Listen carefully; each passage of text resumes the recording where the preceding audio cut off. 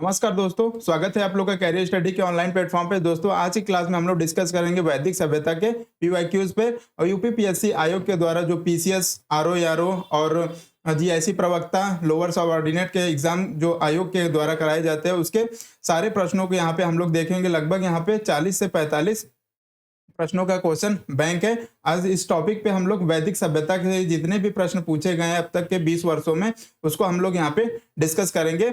और आप लोग को बता दें कि पिछली क्लासेस हमारी यहाँ पे स्टोन पाषाण काल पे जितने भी पीवाईक्यूज हुए थे यानी 20 वर्षों में लगभग 20 प्रश्न यानी हर वर्ष में एक प्रश्न देखने को मिला था पाषाण काल से, तो उसको यहाँ पे हमने डिस्कस किया है। अगर आप लोग उसको देखना चाहते हैं तो UP PSC PCS RO history prelims PYQs के नाम से आप लोगों को प्लेलिस्ट मिल जाएगी, वहां से जाके आप लोग इसको देख लीजिए। और दूसरी क्लास हमारी थी सिंधु सभ्यता पे, और सिंधु सभ्यता के जितने भी प्रश्न आए हुए थे अब तक के 20 वर्षों में वहां पे हमने डिस्कस किया था। लगभग 40 से 45 प्रश्नों को वहां क्वेश्चन बैंक आप लोग को मिल जाएगा और आप लोग को ट्रेंड समझने में आसानी हो जाएगी, कैसे किस प्रकार के प्रश्न आयोग बना रहा है, उस हिसाब से आप लोग आगे की तैयारी अपनी कर सकते हैं। तो और कोई भी एग्जाम की तैयारी करने के लिए पीवाईक्यूज बहुत हेल्पफुल होता है। पीवाईक्यू से पता चलता है कि किस प्रकार के आयोग या जो भी एग्जाम कराने वाली संस्था है किस प्रकार के प्रश्नों को पूछती है, तो इस प्रकार से अपने आगे के टॉपिक्स को तैयार करने में आप लोग को आसानी होती है। तो आइए चलिए इसी के साथ हम लोग देखते हैं पीवाईक्यूज को। और यहाँ पे पहला प्रश्न है, आर्य शब्द इंगित करता है। ये प्रश्न आया हुआ है यूपी पीसीएस प्री 1999 में। और पहला प्रश्न है, आर्य शब्द इंगित करता है किसको? नृ जाति समूह को, यायावरी जन को, भाषा समूह को और श्रेष्ठ वंश को। तो आर्य शब्द इंगित करता है श्रेष्ठ वंश को, यानी ऑप्शन डी यहाँ पे सही होगा। नेक्स्ट प्रश्न है, क्लासिकीय संस्कृति में आर्य शब्द का अर्थ है। तो क्लासिकीय जो संस्कृति है उसमें आर्य शब्द का अर्थ क्या है? ऑप्शन है, ईश्वर में विश्वासी, एक वंशानुगत जाति, किसी विशेष धर्म में विश्वास रखने वाला, एक उत्तम व्यक्ति। तो क्या क्लासिकीय संस्कृत में आर्य शब्द का अर्थ है एक वंशानुगत से, यानी ऑप्शन बी यहाँ पे सही होगा। यूपी लोअर सबऑर्डिनेट प्री 1998 में ये प्रश्न आया हुआ था। नेक्स्ट है, सबसे पुराना वेद कौन सा है? तो सबसे पुराना वेद यहाँ पे ऑप्शन दिया यजुर्वेद, ऋग्वेद, सामवेद, अथर्ववेद। तो सबसे पुराना वेद किसको माना जाता है? ऋग्वेद को माना जाता है, यानी ऑप्शन बी सही है। पीसीएस प्री 1995 का ये प्रश्न था। नेक्स्ट है, त्रयी नाम है। त्रयी नाम किसका है? 3 वेदों का, धर्म, संघ व युद्ध का, हिंदू धर्म के 3 देवताओं का, 3 मौसमों का। तो त्रयी किसको कहा जाता है? त्रयी वेदों के जो 3 वेद हैं शुरू के, ऋग्वेद, यजुर्वेद, सामवेद, इन तीनों को त्रयी कहा जाता है। इन तीनों वेदों को त्रयी कहा जाता है, जो कि अपौरुषेय है। और अथर्व वेद जो है वो अथर्वा ऋषि के द्वारा लिखा गया है, तो उसको अलग से, तो यानी इन तीनों वेदों को त्रयी नाम से जाना जाता है। ऑप्शन ए यहाँ पे सही है। आप लोग देख रहे हैं यूपी पीएससी जीआईसी प्रवक्ता 2010 का ये प्रश्न है। तो इस प्रकार से आयोग प्रश्न पूछता है। यहाँ पे देखिए मैचिंग का प्रश्न पूछा हुआ है आयोग ने। एक तरफ वेदों के नाम दिया हुआ है और इसमें क्या उल्लेख है उसका, यहाँ पे उससे मैचिंग करानी है। तो ऋग्वेद की बात करें तो उसमें ऋग्वेद में स्रोत और दी हुई है, यानी 4 से यहाँ पे मैचिंग होगा। यहाँ पे आप लोग एक साइड लिखते चलिए। यजुर्वेद में क्या है? यजुर्वेद में है यहाँ, यजुर्वेद में संगीत में, सॉरी यहाँ पे यजुर्वेद में है स्रोत कर्मकांड है, यहाँ पे स्रोत एवं कर्मकांड है। सामवेद में संगीत में स्रोतों का, और अथर्ववेद में तंत्र मंत्र और वशीकरण से है। तो इसका इस प्रकार से देखें तो यहाँ पे 2 हो जाएगा, 4, 2, 1 एंड 3। तो इस प्रकार से इसकी मैचिंग हो जाएगी ए, यानी ऑप्शन ए सही हो जाएगा। यूपी पीसीएस प्री 2003 का ये प्रश्न है। नेक्स्ट है, निम्नलिखित में से किसका संकलन ऋग्वेद पर आधारित है? तो किसका संकलन ऋग्वेद के ही पैरेलल पे उसके आधार पे किया गया है? ऑप्शन है यजुर्वेद, सामवेद, अथर्ववेद, इनमें से कोई नहीं। तो यहाँ पे सामवेद को इसके जो ऋग्वेद के आधारित इसको संकलन किया गया है। जो बातें ऋग्वेद में लिखी उसी बातों को यहाँ पे सामवेद में एक संगीतमय रूप में इसमें लिखा गया है, यानी ऑप्शन बी यहाँ पे सही होगा। यूपी पीसीएस प्री 1997 का ये प्रश्न था। नेक्स्ट है, निम्नलिखित में से वैदिक साहित्य का सही क्रम कौन सा है? तो वैदिक साहित्य का सही क्रम अगर हम लोग देखें तो अगर यहाँ पे आप लोग को बता दें कि वैदिक जो वेद हैं, चारों वेद हैं, उनको वेदों को पहले तो वैदिक संहिता का उसको एक जगह संहित किया गया, संहिता वैदिक संहिता कहते हैं। और उसमें अब उन वेदों को अलग अलग ग्रंथों में ग्रंथ बनाया गया उसको, तो जैसे ब्राह्मण ग्रंथ, गोपद ब्राह्मण, ये सब क्या है, तो ये सब ग्रंथ हैं। और तो उसके बाद आता है वैदिक, पहले वेदों की संहिता किया गया, यानी इकट्ठा किया गया, उस पे एक ब्राह्मण लिखा गया, अरण्यक लिखा गया उस पे, और उसके बाद उपनिषद लिखा गया। जो उपनिषद है ये वेदों का एक प्रकार से दर्शन है। तो यानी अगर यहाँ पे देखा जाए तो सबसे पहले वैदिक संहिता होगी, ब्राह्मण होगा, अरण्यक होगा और उपनिषद होगा। तो इस प्रकार से हम लोग देखें तो ऑप्शन ए यहाँ पे सही हो रहा है, यानी ऑप्शन ए सही है। यूपी पीसीएस मेंस 2014 का ये प्रश्न है। नेक्स्ट है, गोपद ब्राह्मण संबंधित है, तो गोपद ब्राह्मण किससे संबंधित है? यहाँ पे ऑप्शन दिया हुआ है यजुर्वेद से, ऋग्वेद से, अथर्ववेद से, सामवेद से, ये चारों वेद दिए हुए हैं। तो गोपद ब्राह्मण किससे संबंधित है? तो गोपद ब्राह्मण ये अथर्ववेद से संबंधित है। और गोपद ब्राह्मण जो है अथर्ववेद का एकमात्र एक ब्राह्मण ग्रंथ है गोपद ब्राह्मण, यानी ऑप्शन सी यहाँ पे सही है। ये देखिए यूपी आरओ प्री 2014 का ये प्रश्न है। नेक्स्ट है, उपनिषद पुस्तकें हैं, उपनिषद कौन सी किस प्रकार की पुस्तकें हैं? धर्म पर, योग पर, विधि पर, दर्शन पर। तो जो वेदों का जो दर्शन लिखा गया है उसी को उपनिषद कहते हैं, यानी ऑप्शन डी यहाँ पे सही होगा। यूपी पीसीएस प्री 2002 और मेंस 2004 में सेम प्रश्न आया हुआ है। देख रहे हैं पीवाईक्यूज लगाने का फायदा, जो जिस बच्चे ने 2002 में पीवाईक्यूज लगाया होगा ये उसने 2004 में ये वाले प्रश्न को अच्छे से टैकल किया होगा। नेक्स्ट है, निम्नलिखित में से किस एक वैदिक सभ्यता में मोक्ष की चर्चा मिलती है? तो किस एक वैदिक साहित्य में मोक्ष की चर्चा मिलती है? तो वो उपनिषद में मिलती है, यानी ऑप्शन डी यहाँ पे सही होगा। यूपी पीसीएस मेंस 2003 का प्रश्न है ये। नेक्स्ट है, आध्यात्म ज्ञान के विषय में नचिकेता और यम का संवाद किस उपनिषद से प्राप्त होता है? तो यम और नचिकेता का जो संवाद है वो कठोर उपनिषद से प्राप्त होता है, यानी ऑप्शन सी सही है। नेक्स्ट प्रश्न है, सत्यमेव जयते शब्द किस उपनिषद से लिया गया है? तो सत्यमेव जयते मुंडको उपनिषद से लिया गया है, ऑप्शन ए सही है। यूपी पीसीएस प्री 1991 और मेंस 2004 का ये प्रश्न है। नेक्स्ट है प्रश्न, उपनिषद काल के राजा अश्वपति शासक थे, तो जो उपनिषद काल के राजा थे अश्वपति वो कहाँ के शासक थे? ऑप्शन है काशी के, कैके के, पंचाल के, विदेह के। तो वो कैके के राजा थे Ashwapati, option A option B सही हो जाएगा। नेक्स्ट है, बौद्धिक नदी अस्कायनी की पहचान निम्नलिखित नदियों में से किस एक के साथ की जाती है? तो जो अस्कायनी का नाम है अभी वर्तमान में चेनाब नदी को अस्कायनी, प्राचीन समय में वैदिक सभ्यता में उसको अस्कायनी कहा जाता था, यानी ऑप्शन यहाँ पे सी हो जाएगा। यूपी पीसीएस जीआईसी 2010 का पेपर है ये। नेक्स्ट है, ऋग्वेद में निम्नांकित किन नदियों का उल्लेख अफगानिस्तान के साथ आर्यों के संबंध का सूचक है? तो यहाँ पे अगर आप लोगों ने मेरी पिछली क्लासेस देखी होंगी, जो एंशिएंट हिस्ट्री में मैंने वैदिक सभ्यता ली है की क्लास ली है, उसमें हमने सारे नदियों के जो प्राचीन नाम है उनके नाम बताए थे, और जो उनके आधुनिक नाम है उस समय ये भी बताए थे आप लोग को। तो अस्कायनी अभी हम लोग देख के आए हैं। यहाँ पे अस्कायनी के क्या था? अस्कायनी चेनाब नदी को कहते थे। और यहाँ पे परुषणी रावी नदी के तट पे जो दशराज युद्ध हुआ था परुषणी रावी नदी के, तो ये रावी का हो गया। कुंभा और कुर्मो ये अफगानिस्तान की ये दो नदियां हैं। और विप्सा और सतुद्री सतलज को कहते हैं। तो ये इस प्रकार से अगर हम लोग देखें तो अफगानिस्तान के साथ आर्यों के संबंध का सूचक है कुंभा और कुर्मो, यानी ऑप्शन सी सही होगा। नेक्स्ट प्रश्न है, सूची 1 को सूची 2 से, यानी मैचिंग का प्रश्न है। एक तरफ वैदिक नदियों का नाम दिया हुआ है और दूसरी तरफ आधुनिक नाम उनके दिए हुए हैं। तो कुंभा अगर हम लोग यहाँ पे देखें तो परुषणी रावी नदी के तट पे हो गया, यहाँ पे 2 का 3 से मैचिंग हो गया। सदा नीरा किसको कहते हैं? गंडक नदी को कहते हैं। सतुद्री सतलज को कहते हैं। तो कुंभा क्या बच गया यहाँ पे? काबुल। तो यहाँ पे ऑप्शन क्या हो जाएगा? कुंभा का 2 से हो जाएगा 2, 3 और यहाँ पे हो जाएगा 1 और 4, 2 3 4 1 कहाँ पे मिल रहा है हम लोग को? ऑप्शन बी में, ऑप्शन बी सही हो जाएगा। नेक्स्ट प्रश्न है,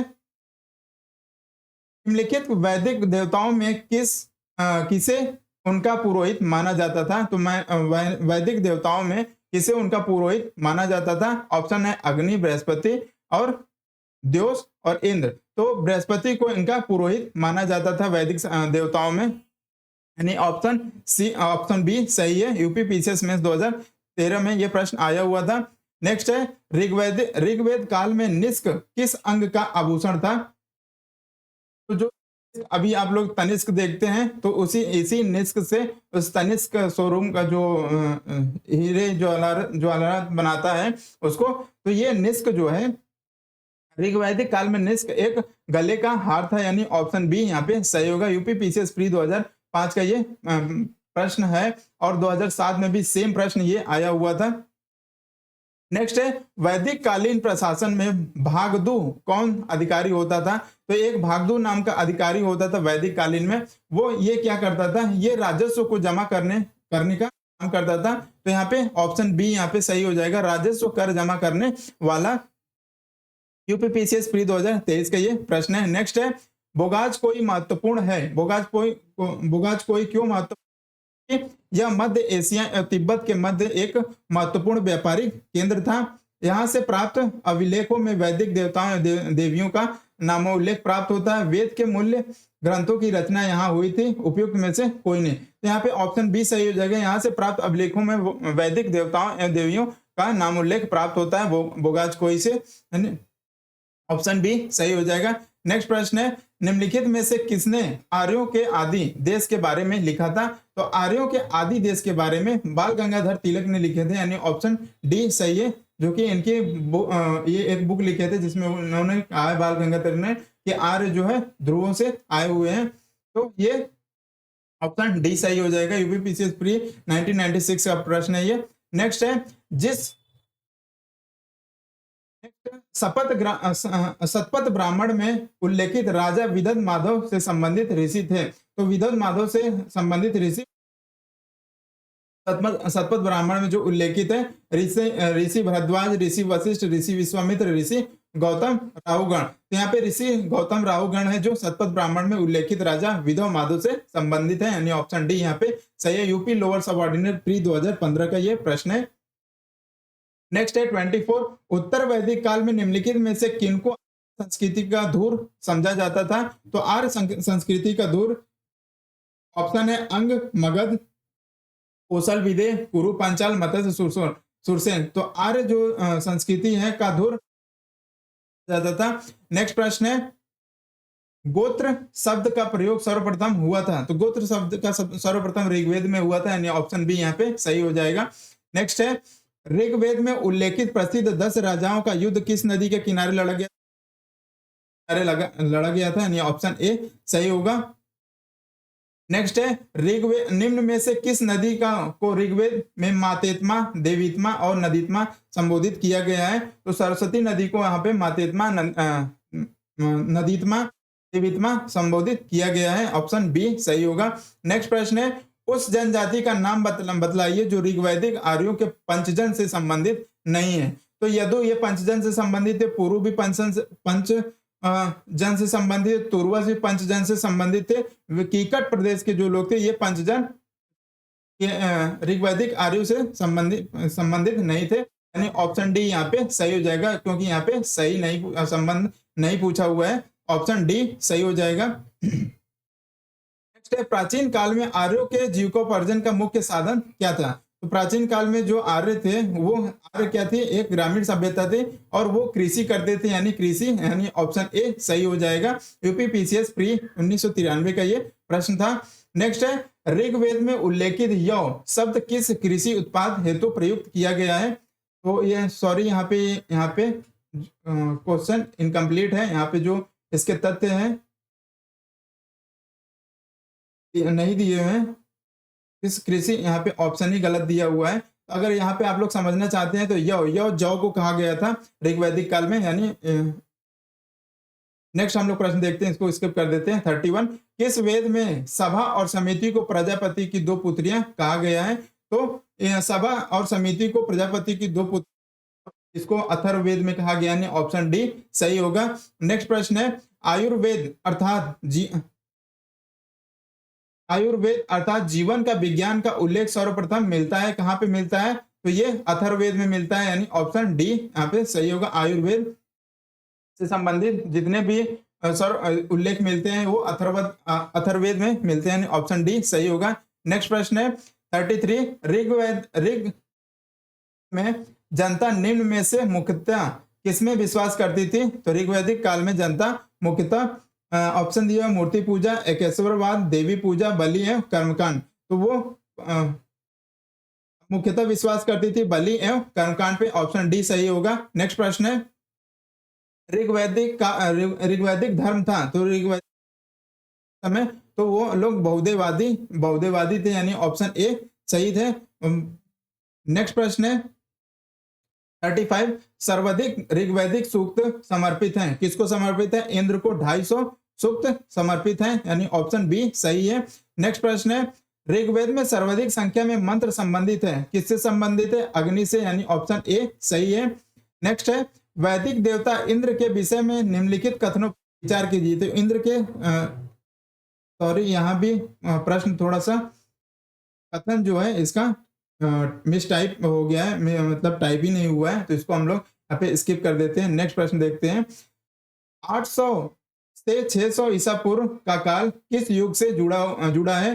तो ये ऑप्शन है ब्राह्मण युग, सूत्र युग, रामायण युग, महाभारत युग। तो ये ब्राह्मण युग से संबंधित है, 800 से 600 ईसा पूर्व तक, ऑप्शन ए सही है। नेक्स्ट है, गायत्री मंत्र के नाम से प्रसिद्ध मंत्र सर्वप्रथम किस ग्रंथ में मिलता है? तो गायत्री मंत्र ऋग्वेद से ही मिलता है, यानी ऑप्शन ए, ऑप्शन सी सही है।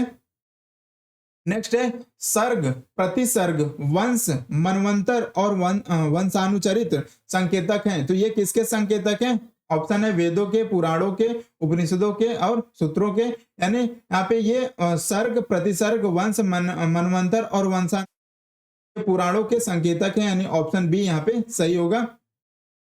यूपीपीसीएस प्री री एग्जाम जो 2015 में पेपर कैंसिल हो गया था, उसको जो री एग्जाम हुआ था उसका ये प्रश्न था। नेक्स्ट है, पुराणों की संख्या है, पुराणों की कितनी संख्या है? तो पुराणों की 18 संख्या है। नेक्स्ट है, महाभारत मूलतः किस रूप में जानी जाती है? तो जैन संहिता के रूप में जानी जाती है, ऑप्शन डी सही होगा। यूपी आरओ प्री 2014 का ये प्रश्न है। ऋग्वेद की मूल लिपि क्या थी? तो खरोष्ठी लिपि में ऋग्वेद लिखा गया है, ऑप्शन बी सही है। यूपीपीएससी प्री 2004 का ये प्रश्न था। अवेस्ता और ऋग्वेद में समानता है, अवेस्ता किस क्षेत्र से संबंधित है?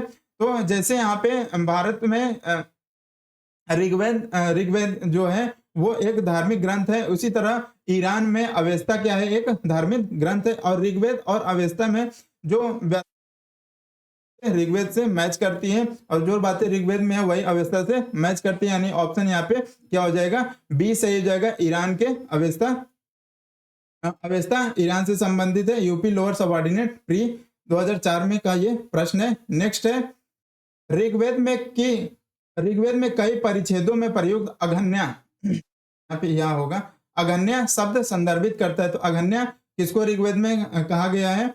अघन्या गाय के लिए प्रयुक्त हुआ है, तो यहाँ पे ऑप्शन सी देखने को मिल रहा है, ऑप्शन सी सही है गाय के लिए। नेक्स्ट प्रश्न है, ऋग्वैदिक काल के प्रारंभ में निम्न में से किसे महत्वपूर्ण मूल्यवान संपत्ति समझा जाता था? तो उस समय गाय को महत्वपूर्ण मूल्यवान संपत्ति समझा जाता था, इसी को लेकर लड़ाइयां होती थी, यानी ऑप्शन बी सही है। नेक्स्ट प्रश्न है, भारत के किस स्थल की खुदाई से लौह धातु के प्रचलन के प्राचीनतम प्रमाण मिलते हैं? वो तो अतरंजी खेड़ा है, राजस्थान के अतरंजी खेड़ा से, ऑप्शन बी यहाँ पे सही होगा। नेक्स्ट है, मैचिंग का ये प्रश्न है, सूची 1 को सूची 2 से मिलान करना। सिंधु घाटी सभ्यता के इधर नाम दिए हुए सिंधु यहाँ पे, और उसमें संबंधित दिए हुए हैं। तो सिंधु घाटी सभ्यता कैसी थी? तो सिंधु घाटी सभ्यता नगरी सभ्यता थी। उत्तर वैदिक सभ्यता कैसी थी? तो उत्तर वैदिक सभ्यता कृषक थी। ऋग्वैदिक सभ्यता चारागाह थी, इनके पास काल ये जमींदारी प्रथा मध्यकाल में आते हो गई। इस प्रकार से देखें तो 4 के साथ अगर मैचिंग करें 4 और 3 हो जाएगा, 4 3 1 एंड 2। ऑप्शन डी यहाँ पे सही होगा। यूपीपीसीएस प्री 2020 का ये प्रश्न था। तो इस प्रकार से हम लोगों ने इस क्लास में वैदिक सभ्यता के टॉपिक से लगभग 48 प्रश्नों को देखे हैं, जिसमें से 2 प्रश्न की मिसटाइपिंग थी, यानी 46 प्रश्न क्वेश्चन बैंक आप लोग को मिल गया, जिसको आप लोग देख के ये समझ गए होंगे कि किस प्रकार से प्रश्न बन रहे हैं, आयोग किस प्रकार के प्रश्न वैदिक सभ्यता से बना रहा है। तो उम्मीद है आप लोग को ये प्रश्न समझ में आए होंगे, और जैसा भी होगा आप लोग यहाँ पे कमेंट करके बताइएगा। आगे और भी इसमें क्वालिटी इंप्रूव की जाएगी और भी एक्सप्लेनेशन के साथ लाया जाएगा, जिसे आप लोग कमेंट शेयर करके बताइएगा कमेंट सेक्शन में। तो चलिए इसी के साथ अब इस क्लास को हम समाप्त करते हैं यहाँ पे। और अगर आप लोगों ने पिछली भी क्लासेस नहीं देखी होगी पाषाण काल के पीवाईक्यूज को और सिंधु सभ्यता के पीवाईक्यूज को, तो उसको जाके देख लीजिएगा। आज इस क्लास में वैदिक सभ्यता डिस्कस की है। नेक्स्ट की क्लास में हम लोग डिस्कस करेंगे बौद्ध धर्म पे और जैन धर्म पे, उस पर पीवाईक्यूज लेके आएंगे। तो चलिए इसी के साथ अपने क्लासेस को समाप्त करते हैं। तब तक के लिए धन्यवाद, मिलते हैं नेक्स्ट क्लास में।